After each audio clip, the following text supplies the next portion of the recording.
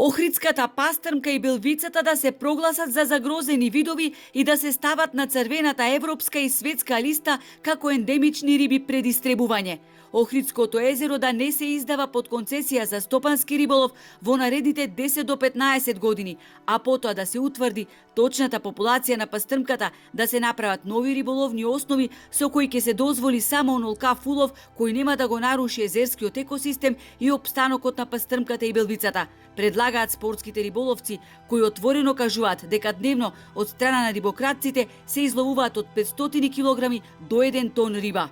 Како тоа концесионерот за стопански риболов, ако се додели концесија, ќе го штити рибниот фонд, кога сега за време кога нема концесија, само од страна на рибократците се фрлат неколку километри мрежи, а додека ако се додели концесија за стопански риболов, концесионерот има право да фрла на повеќе од 30 километри мрежи само за еден вид риба, односно треба да го прегради езерото од Струга до Свети Наум.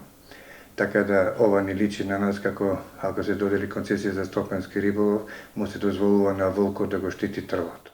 Во услови кога нема концесионер, државата е должна да го штити езерото преку Државниот инспекторат за земјоделство и полицијата, затоа што недозволениот риболов е кривично дело согласно член 299 од Кривичниот законник. Наместо тоа, полицијата не поднела ниту една кривична пријава против познат сторител, вели Димитриевски, кој сугерира да се формира и специјална рибарска полиција. И нуркачите предлагаат да се преземат крајно ригорозни мерки за да се спречи, како што велат, геноцидот врз пастрмката. Подводните снимки и тоа од само неколку локации се ужасни. Имаше, мислам, дури како завеси беа огромни, дури на 40 метри. Длабочина имаше голем број на мрежи кои многу беше тешко да се отстранат. Таа слика ние што ја гледаме додека нуркаме, го забележуваме, ова е вистина трагична. Рибите се заглавени во мрежите и дури со денови. Не можат да се хранат и не можат да се репродуцираат.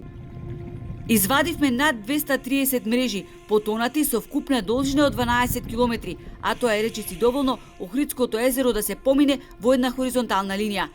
Станува збор за огромна бројка мрежи, во кои имаш остатоци од секаков вид риба, вели Секуловски.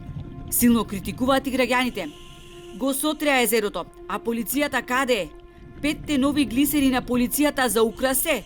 Што е тешко да се пикнат во затвор 2-3 рибари? Кој да ги пикне? Едни со други се штитат. Едните ловат, другите ги штитат. Лапаат пари, тие што треба да дадат налог да ги гонат.